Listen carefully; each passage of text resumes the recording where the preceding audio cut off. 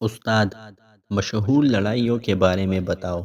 شاگرد: امی نے گھر کی باتیں باہر بتانے سے منع کر رکھا ہے۔ استاد: میں خوبصورت ہوں، کون سا صیغہ ہے؟ شاگرد: صیغہ ماضی۔ استاد: وہ کیسے؟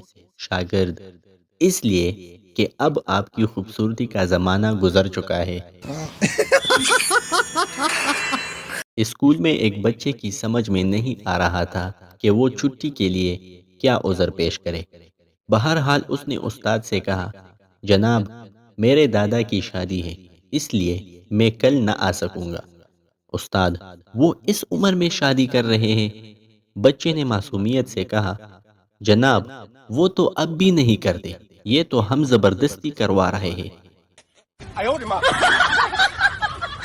ماسٹر صاحب نے کاہلی پر مضمون لکھ کر لانے کے لیے کہا۔ ایک شاگرد کی کاپی چیک کی تو تمام صفحات خالی تھے۔ آخری صفحے کے نیچے لکھا تھا، اسے کہتے ہیں کاہلی۔ ٹیچر: جو میرے سوال کا جواب دے گا وہ گھر جا سکتا ہے۔ ایک بچے نے اپنا بیگ کھڑکی سے باہر پھینکا۔ ٹیچر: یہ بیگ کس نے پھینکا ہے؟ بچہ: میں نے، اور اب میں گھر جا رہا ہوں۔